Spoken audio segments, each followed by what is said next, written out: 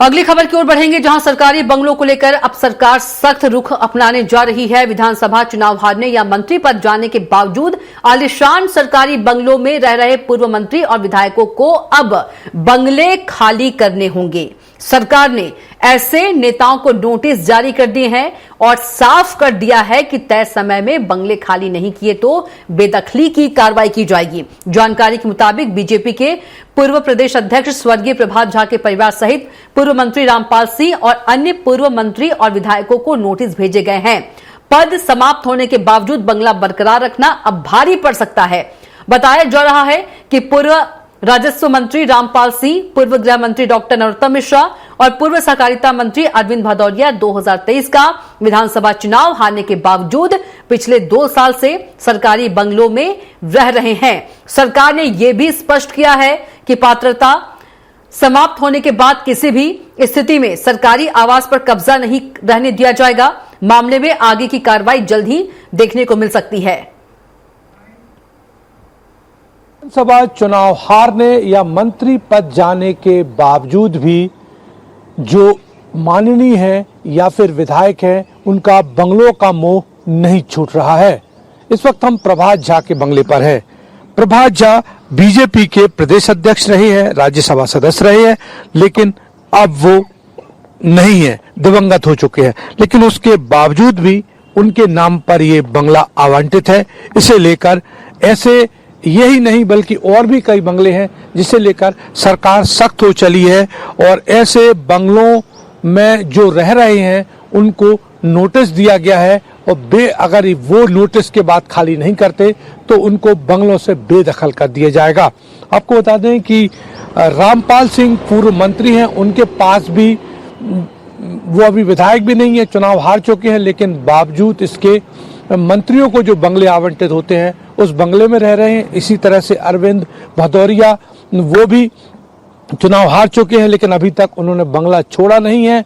ऐसे कई विधायक हैं जो कि विधायक रहे हैं और ऐसे कई नेता हैं जो कि चुनाव हार चुके हैं, लेकिन बावजूद इसके, और खास बात यह है कि इसमें न सिर्फ बीजेपी बल्कि कांग्रेस के वो लोग शामिल हैं जो कि बंगलों में रह रहे हैं।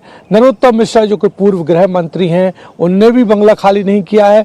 तो ऐसी लंबी फेहरिस्त है और अब जो है संपदा संचालनालय ने ऐसी लिस्ट बनाई है और उन लोगों को बेदखली के नोटिस दिए हैं।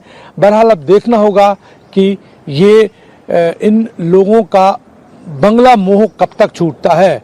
यदि ये खाली नहीं करते तो इनको बंगलों से बेदखल कर दिया जाएगा। कैमरामैन अमित सोइते के साथ सरस्वती चंद्र, स्वराज एक्सप्रेस, भोपाल।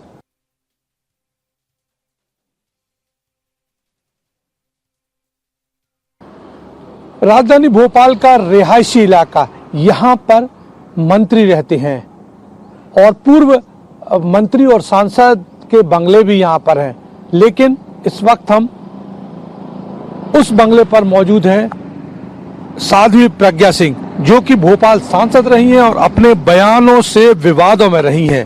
प्रधानमंत्री मोदी तक इनके बयान को लेकर नाराजगी जता चुके थे। B29 है, ये सांसद रही हैं और इसके बाद इनको सांसद से हटने के बाद बंगला खाली करना था, लेकिन अभी तक इन्होंने बंगला खाली नहीं किया है।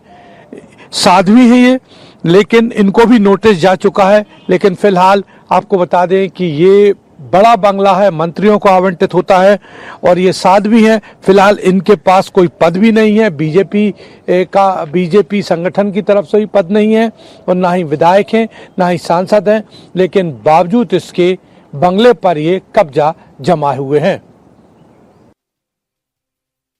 विधायकों का बंगला प्रेम, जी हाँ, इस वक्त हम 74 बंगले पर हैं और यहाँ पर मंत्री रहते हैं, लेकिन कई विधायक ऐसे हैं जो कि मंत्रियों के बंगलों को रखे हुए हैं और खाली नहीं कर रहे हैं। इनको अब नोटिस देने की तैयारी, सरकार सख्त हो चली है।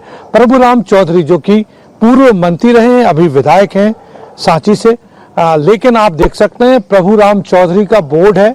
अब ये विधायक हैं लेकिन मंत्री प्रेम लगता है इनके जहन से नहीं जा रहा है। शायद इसी वजह से मंत्री जो है, आप अभी भी इनकी नेम प्लेट देख सकते हैं, प्रभुराम चौधरी, डॉक्टर प्रभुराम चौधरी मंत्री लोक स्वास्थ्य परिवार कल्याण विभाग। तो आप आलम देखिए कि पद जा चुका है, लेकिन बावजूद इसके, और ऐसा नहीं है कि मंत्री, पूर्व मंत्री यहाँ ना आते हों, वो आते हैं यहाँ पर, रुकते हैं, लोगों से मिलते हैं, लेकिन कभी बोर्ड पर नजर नहीं डालते कि कम से कम मंत्री, कम से कम विधायक जी, अब आप एक महज विधायक हैं और ये मंत्री लिखा हुआ है, कम से कम इस नेम प्लेट को तो आप हटा दीजिए।